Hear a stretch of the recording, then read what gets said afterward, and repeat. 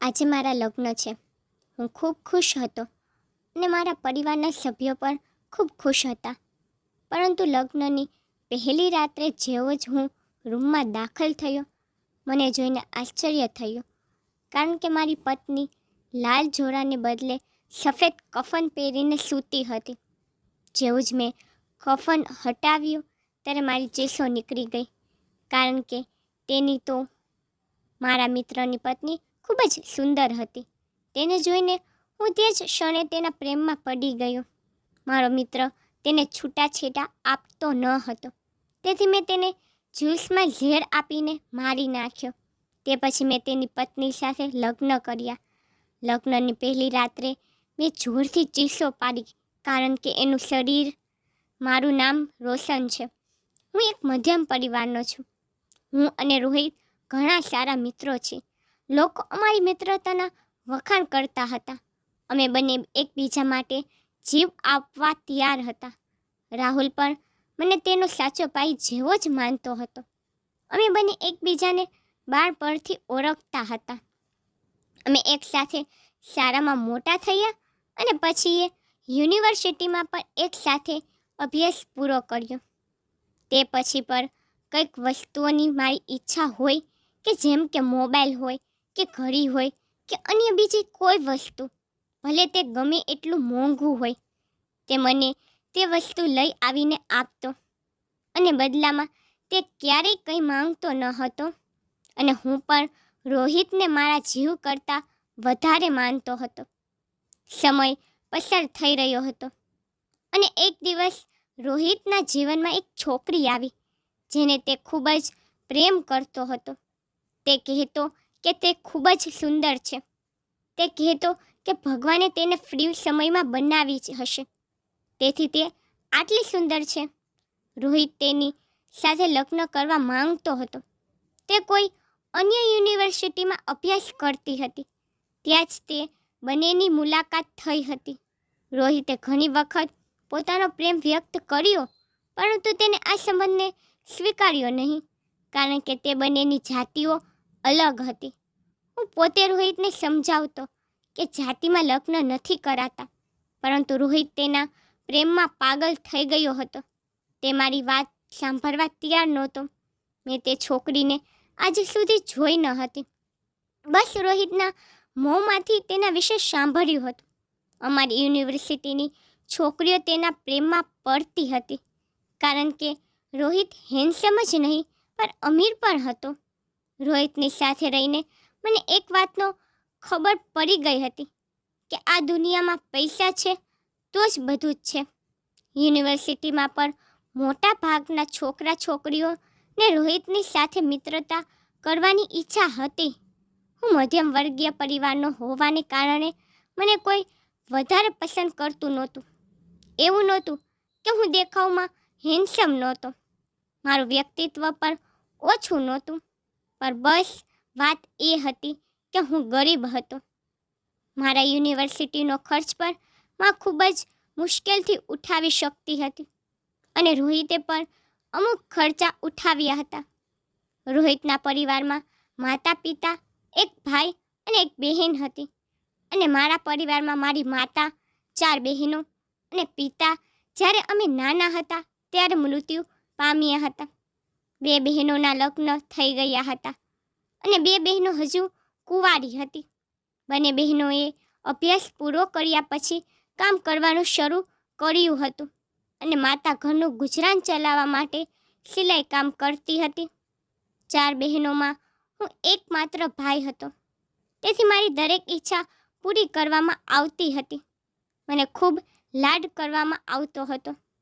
રોહિત હવે મારા પરિવારમાં ઘણો અસ્વસ્થ રહેવા લાગ્યો હતો. તે કહેતો હતો કે હવે હું તે છોકરી વગર રહી શકતો નથી. તેની એક જ ઈચ્છા હતી કે તે છોકરી તેની સાથે વાત કરે, જેથી રોહિત તેને તેના મનની વાત કહી શકે, પરંતુ તે છોકરીએ તેને એકવાર પણ મોકો આપ્યો ન હતો. તેને લેવા માટે એક કાર આવતી અને તેમાં બેસીને તે જતી રહેતી. હું પણ રાહુલની આ હાલત જોઈ શકતો ન હતો. મેં નક્કી કરી લીધું હતું કે હું પોતે જ એ છોકરી સાથે વાત કરીશ. રોહિત મને ઘણી ના પાડી રહ્યો હતો, પણ મેં તેની વાત ન સાંભળી. હું યુનિવર્સિટીના ગેટ પર ઊભો હતો.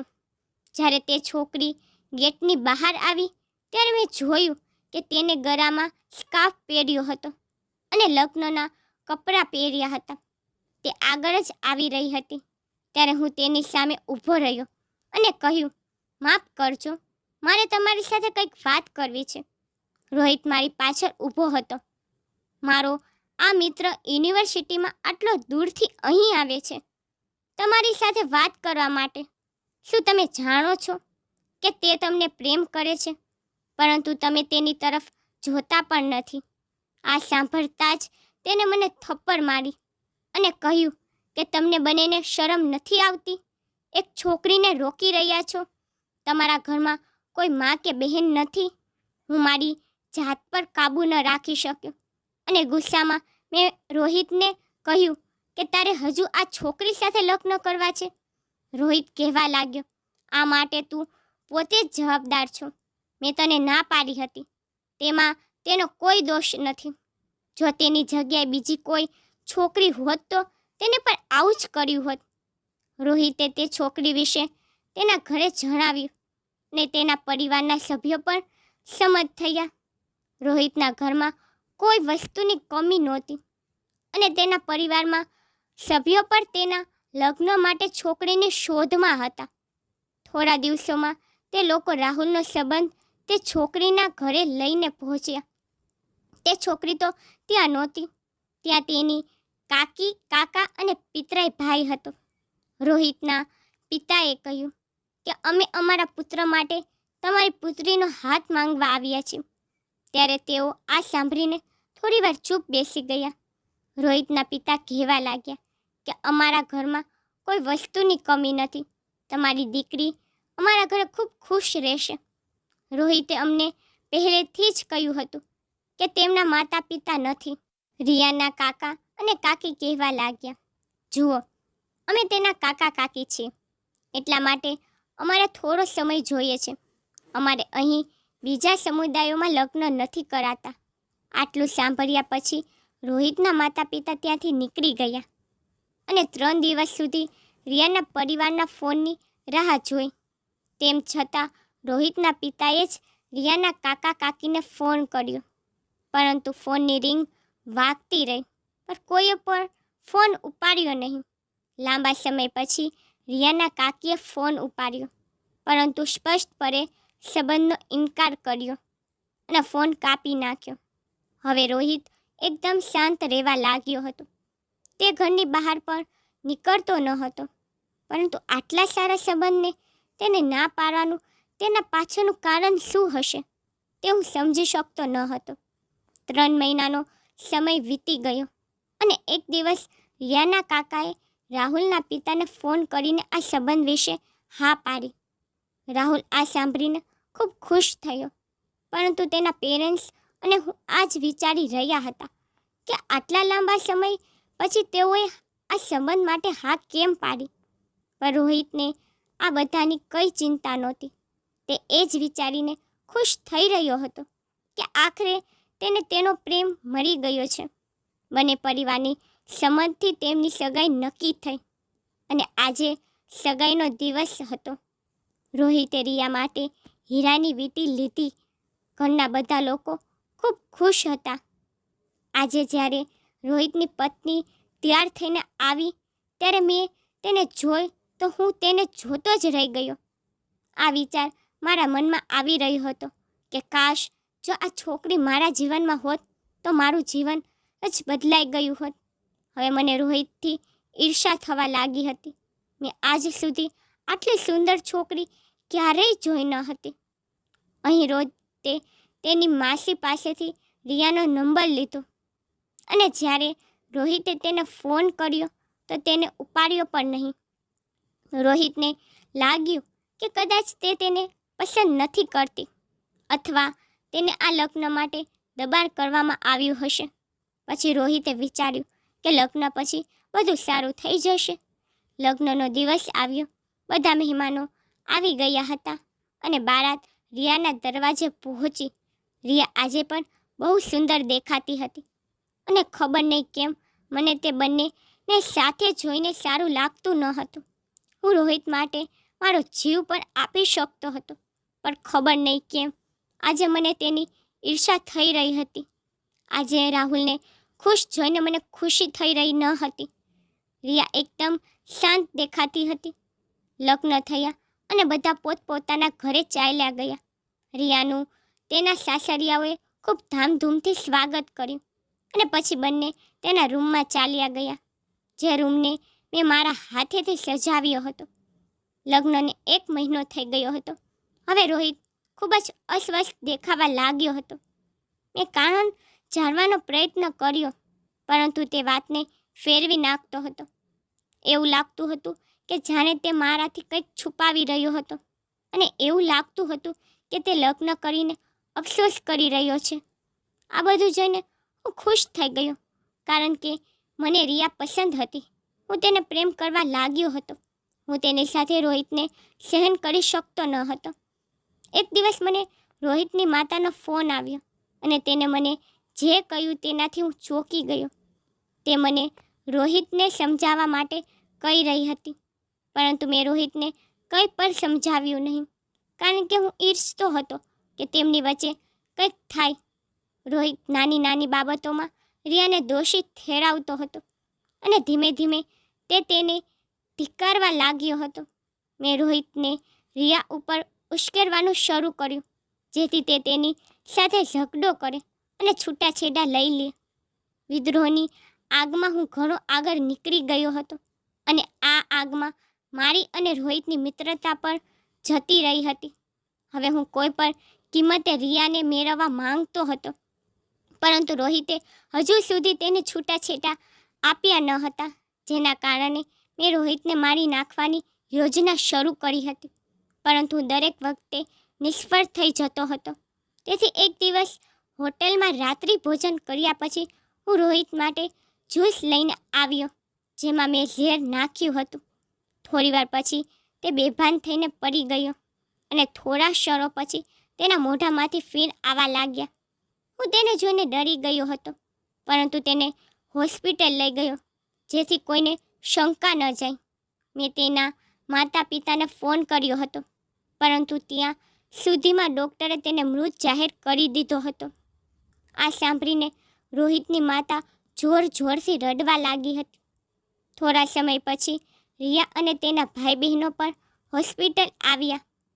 તે પણ ખરાબ હાલતમાં હતા અને રડતા હતા. રોહિતનું અંતિમ સંસ્કાર કર્યા બાદ અમે બધા ઘરે પહોંચ્યા. રોહિતના મૃત્યુને હવે 4 થી 5 મહિના વીતી ગયા હતા અને હવે તેના માતા પિતાએ રિયાના બીજા લગ્ન વિશે વિચારવાનું શરૂ કરી દીધું હતું. અને અહીં મને મારા કૃત્યો પર કોઈ પછતાવો નહોતો. મેં રોહિતના માતા પિતાને કહ્યું કે તમારે અહીં તહીં છોકરો શોધવાની જરૂર નથી. હું રિયાને સ્વીકારીશ. મારી વાત સાંભળીને તેમને પણ કોઈ તકલીફ ન પડી, કારણ કે તેઓ મને તેના પરિવારનો સભ્ય જ માનતા હતા. જ્યારે રિયાને આ વિશે ખબર પડી ત્યારે તે લગ્ન માટે બિલકુલ તૈયાર નહોતી, પરંતુ સાસુ સસરાના સમજાવવાના કારણે તે લગ્ન માટે સંમત થઈ અને અમારા સંપૂર્ણ સાદા લગ્ન થયા હતા. આજે હું બહુ ખુશ હતો કે ઘણા પ્રયત્નો પછી મેં રિયાને મારી બનાવી લીધી છે, ત્યાં સુધી કે મેં મારા મિત્રની હત્યા પર કરી નાખી. મારી માતા અને બહેન પર આ લગ્નથી ખૂબ ખુશ હતા. હું આનંદથી ભરાઈ ગયો કે આજે મારો પ્રેમ મારા રૂમમાં દુલ્હન બનીને બેઠી છે. પરંતુ જ્યારે હું રૂમની અંદર ગયો તો ત્યાંનો નજારો જોઈને હું આશ્ચર્યચકિત થઈ ગયો, કારણ કે રિયા કફનથી ઢંકાયેલી પડી હતી. આ બધું જોઈને હું ચોંકી ગયો અને જ્યારે રિયાને આ બધું વિશે પૂછ્યું તો તે કહેવા લાગી કે તું મારી પાસેથી કોઈ અપેક્ષા ન રાખતો. મેં ક્યારેય રોહિતને મને સ્પર્શ પણ નથી કરવા દીધો અને હવે તને પણ નહીં. પહેલાં તો હું મારા કાકા કાકીના દબાણમાં આવી હતી અને હવે મારા સાસુ સસરાના દબાણને કારણે મેં આ લગ્ન કર્યા છે. હું વિચારવા લાગ્યો હતો કે કદાચ રોહિત રિયાથી આ કારણોસર નારાજ રહેતો હશે. મારી આંખમાંથી લોહીના આંસુ વહી રહ્યા હતા. મેં મારો હીરા જેવો મિત્ર ગુમાવ્યો હતો. આગળ તે કહેવા લાગી કે જો તે મારી સાથે બળજબરી કરવાની કોશિશ કરી છે તો આજે હું તને મારી નાખીશ. આ બધું સાંભળીને હું સ્તબ્ધ થઈ ગયો હતો. એક રાત્રે રિયા ગાઢ ઊંઘમાં સૂતી હતી ત્યારે મેં તેનું કફન હટાવ્યું. તે ડરીને ઊભી થઈને બેસી ગઈ. તેને જોઈને હું મારી જાતને નિયંત્રિત કરી શક્યો નહીં અને તેની સાથે જબરદસ્તી કરવા લાગ્યો. મારી શક્તિના કારણે તે પોતાની જાતને છોડાવી શકતી ન હતી, પરંતુ જ્યારે મારો હાથ તેની પીઠ પર પહોંચ્યો ત્યારે મને કંઈક અજીબ લાગ્યું અને મેં જોયું તો એવું લાગ્યું કે જાણે કોઈએ પીઠ પર છરી મારી હોય અને કંઈક લખ્યું હોય. તેની પીઠ જોઈને મારા રૂવાડા ઊભા થઈ ગયા અને મેં તેને પૂછ્યું કે આ બધું શું છે? તો રિયા રડવા લાગી અને કહ્યું કે આ જ કારણ છે. પેલા રાહુલને અને હવે તને મારી નજીક આવવા નથી દેતી. સુમિતે મારી પીઠ પર આ નામ લખ્યું હતું. હું તેનાથી પ્રેમ કરતી હતી. તે એક માનસિક દર્દી હતો. તે મારી સાથે જે ઈચ્છે તે કરતો હતો. તે કહેતો હતો કે જ્યારે પણ હું આંખો ઉપર કરું ત્યારે હું ફક્ત તેની તરફ જ જોઉં અને જો કોઈ અન્ય મારી તરફ જોવે તો તે લડવાનું શરૂ કરી નાખતો. એક દિવસ હોટેલમાં અમે બંને બેઠા હતા. મેં ટૂંકા કપડાં પહેર્યા હતા અને કેટલાક છોકરાઓ મારી પીઠ તરફ જોઈ રહ્યા હતા. જે સુમિત સહન કરી શકતો ન હતો તે મને ત્યાંથી લઈ ગયો અને પછી મારી પીઠ પર તીક્ષ્ણ છરી વડે તેનું નામ લખ્યું. મારી પીઠ સંપૂર્ણ લોહીથી ભરાઈ ગઈ હતી. હું પીડાથી રડી રહી હતી અને તે બોલી રહ્યો હતો, હવે બીજું કોઈ તારા પર ખરાબ નજર પણ નાખશે નહીં. હું સુમિતથી છુટકારો મેળવવા માંગતી હતી અને આ દરમિયાન કાકા અને કાકીની બદલી બીજા શહેરમાં થઈ ગઈ. થોડા દિવસો પછી મને ખબર પડી કે હું ગર્ભવતી છું. જ્યારે મેં મારી કાકીને આ વાત કહી તો ત્યારે તેને મને ખૂબ ઠપકો આપ્યો અને મારો ગર્ભપાત કરાવ્યો. આ દરમિયાન રોહિતનો સંબંધ મારા માટે આવ્યો હતો. કાકા અને કાકી લગ્ન માટે સંમતિ આપવા માટે મારા પર દબાણ કર્યું હતું. હું આ બધું જાણીને આશ્ચર્યમાં પડી ગયો અને પછી મેં મારો ગુનો કબૂલ કર્યો કે મેં જ રોહિતને માર્યો છે. રિયા આ બધું જાણીને હેરાન હતી અને કહ્યું કે જ્યારે તું તારા ભાઈ કરતાં વધારે મિત્રોનો ન થયો તો તું મારો શું બનીશ? સ્વાર્થને લીધે તે તારી બાળપણની મિત્રતાને તોડી નાખી. જો તું રોહિતનો ન થયો તો મારો શું બનીશ? અને રિયા મારું ઘર છોડીને ચાલી ગઈ. આજે હું એકલો હતો. ન તો મારી પાસે મારો મિત્ર હતો કે ન તો રિયા. મિત્રો, તમને મારી સ્ટોરી પસંદ આવે છે તો લાઈક, શેર, સબસ્ક્રાઈબ કરી નાખજો. તમને મારી સ્ટોરી કેવી લાગી મને કોમેન્ટમાં જરૂરથી કહેજો.